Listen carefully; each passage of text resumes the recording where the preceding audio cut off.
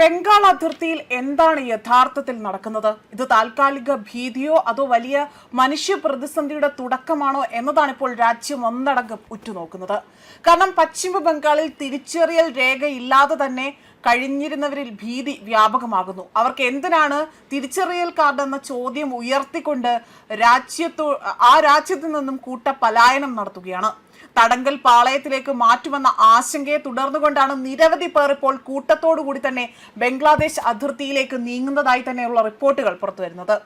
ആയതിനാൽ തന്നെ ഇത്രയും നാൾ ബംഗാളിൽ തുടർന്നവർ ബംഗ്ലാദേശികൾ തന്നെയാണോ എന്ന ചോദ്യങ്ങൾ ഉയരുകയാണ്. വെസ്റ്റ് ബംഗാളിലെ നോർത്ത് 24 പർഗാനാസ് മേഖലയിൽ നിന്ന് ആളുകൾ കൂട്ടത്തോടെ അതിർത്തി കടക്കുന്നതായി തന്നെ ദേശീയ മാധ്യമങ്ങൾ റിപ്പോർട്ട് ചെയ്യുന്നു. സ്ത്രീകളും കുട്ടികളും പുരുഷന്മാരും അടങ്ങുന്ന സംഘം ബാഗും ബ്ലാങ്കറ്റും കൈവശമുള്ള രേഖകളും എടുത്തുകൊണ്ട് അതിർത്തിയിലേക്ക് നീങ്ങുന്ന ദൃശ്യങ്ങൾ ഇപ്പോൾ പുറത്തു വന്നിരിക്കുകയാണ്. അതേസമയം പലരും ആധാർ കാർഡുകൾ ഉൾപ്പെടെയുള്ള രേഖകൾ, അതായത് ഇന്ത്യൻ തിരിച്ചറിയൽ രേഖകൾ അതിർത്തിക്ക് സമീപം ഉപേക്ഷിക്കുന്നതായി തന്നെയും റിപ്പോർട്ടുകൾ സൂചിപ്പിക്കുന്നു. ഹങ്പിർ ബോർഡർ അതിർത്തി ഒരു ഔട്ട് പോസ്റ്റിൽ എത്തുന്നവർക്കായി തന്നെ പ്രത്യേക പോലീസ് രജിസ്ട്രേഷൻ റെയ്ഡുകൾ ആരംഭിച്ചിട്ടുണ്ട്. കൈവശമുള്ള ബംഗ്ലാദേശ് രേഖകൾ പരിശോധിച്ച ശേഷമാകും ഇവരെ വലിയ രീതിയിൽ സെന്ററുകളിലേക്ക് മാറ്റുക എന്നതാണ് വ്യക്തമാക്കുന്നത്. പിന്നീട് ബംഗ്ലാദേശ് സൈന്യത്തിന് കൈമാറുക, ആ നടപടിയും തുടരുമെന്നതാണ് വിവരങ്ങൾ പുറത്തു വന്നിരിക്കുന്നത്. തിങ്കളാഴ്ച മുതൽ ഇതുവരെ തന്നെ ബംഗ്ലാദേശ് പൗരത്വ രേഖയുള്ള 350ഓളം പേർ അതിർത്തിയിലേക്ക് എത്തിയതോടെയാണ് പോലീസ് കണക്കുകൾ പുറത്തുവിട്ടിരിക്കുന്നത്. കൊൽക്കത്ത, ന്യൂ ടൗൺ, ഹട്ടിയാര, ദംത അതുപോലെ തുടങ്ങിയ പ്രദേശങ്ങളിൽ നിന്നാണ് കൂടുതൽ ആളുകൾ ഇപ്പോൾ ഈ ഒരു അനധികൃതമായി തന്നെ അങ്ങോട്ടേക്ക് നീങ്ങുന്നതായി അധികൃതർ വ്യക്തമാക്കുന്നത്. അതിർത്തി മേഖലയിൽ സുരക്ഷ ശക്തമാക്കുകയാണ് ഇപ്പോൾ. സംഭവ വികാസങ്ങൾ കേന്ദ്ര ഏജൻസികളും നിരീക്ഷിച്ചു വരികയാണ് എന്നതാണ് ഇപ്പോൾ വ്യക്തമായി തന്നെ എടുത്തു പറയുന്നത്.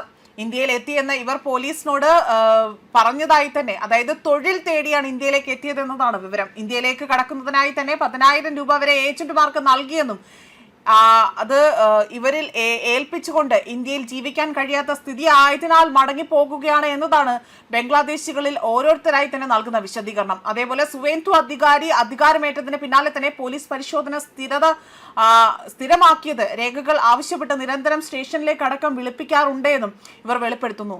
അധികൃതർ ആകട്ടെ അനധികൃത കുടിയേറ്റക്കാർ എത്രയും വേഗം തന്നെ ഇന്ത്യ വിടണമെന്നും അല്ലെങ്കിൽ സർക്കാർ മറ്റ് നടപടികളിലേക്ക് നീങ്ങുമെന്നും വ്യക്തമായി തന്നെയുള്ള പ്രഖ്യാപനം നടത്തിയിരുന്നു. സുവേന്ദു അധികാരി കർശനമായ മുന്നറിയിപ്പാണ് അവർക്ക് നൽകിയത്. ഇതിന് പിന്നാലെ തന്നെ തൊഴിലിരുന്നും മറ്റും 2000ങ്ങളിലടക്കം താൽക്കാലിക ഹോണ്ടിംഗ് സെന്ററുകൾ ഉണ്ടായിരിക്കുകയാണ്. 116 ബംഗ്ലാദേശികളെ ഇവിടെ പാർപ്പിച്ചിട്ടുണ്ടെന്നും ബംഗ്ലാദേശിൽ പോകുന്നവരെ ഇവർക്ക് ഭക്ഷണവും വൈദ്യസഹായവും സുരക്ഷയും ഒരുക്കാൻ സർക്കാർ പ്രതിജ്ഞാബദ്ധമാണ് എന്നും അതിനൊരു സംഘത്തെ തന്നെ നിയോഗിച്ചിട്ടുണ്ട് എന്നും അധികൃതർ അറിയിച്ചു. അനധികൃത കുടിയേറ്റക്കാർ സ്വന്തം രീതിയിൽ മടങ്ങിപ്പോകണമെന്നും തടങ്കൽ കേന്ദ്രങ്ങളിലേക്ക് ഭക്ഷണവും വെള്ളവും മരുന്നും നൽകി പോറ്റാൻ സർക്കാരിന് അവിടെ ക്ഷമയുണ്ടാകില്ല എന്നും കടുത്ത നടപടി എടുത്തു എന്നതാണ് ഇവിടെ വ്യക്തമാക്കുന്നത്. സംഭവ വികാസങ്ങൾ കണക്കിലെടുത്ത് അതിർത്തി മേഖലയിൽ സുരക്ഷ ശക്തമായിരിക്കുകയാണ്. കൂടുതൽ ആളുകൾ അതിർത്തിയിലേക്ക് എത്താനുള്ള സാധ്യത മുൻകൂട്ടി കണ്ടുകൊണ്ട് കേന്ദ്രസേനയും ജാഗ്രത ശക്തമാക്കിയിട്ടുണ്ട്. അതേസമയം ഈ വിഷയത്തിൽ രാഷ്ട്രീയ വിവാദങ്ങളും ശക്തമാവുകയാണ്. അനധികൃത കുടിയേറ്റം, തിരിച്ചറിയൽ രേഖയുടെ ദുരുപയോഗം, അതിർത്തി സുരക്ഷ, പൗരത്വം പരിശോധന എന്നിവ വീണ്ടും ദേശീയ രാഷ്ട്രീയത്തിലെ ചൂടേറിയ ചർച്ചകൾക്ക് വഴിമാറുകയാണ്. മനുഷ്യാവകാശ സംഘടനകളും വിഷയത്തിൽ ശക്തമായ ആശങ്ക പ്രകടിപ്പിക്കുന്നുണ്ട്. ഭീതിയുടെയും അനിശ്ചിതത്വത്തിന്റെയും പശ്ചാത്തലത്തിൽ സ്ത്രീകളും കുട്ടികളും ഉൾപ്പെടെയുള്ളവരുടെ സുരക്ഷ ഉറപ്പാക്കണമെന്നും സംഘടന ആവശ്യപ്പെടുകയാണ്. ന്യൂസ് ഡെസ്ക് കർമ്മ ന്യൂസ്.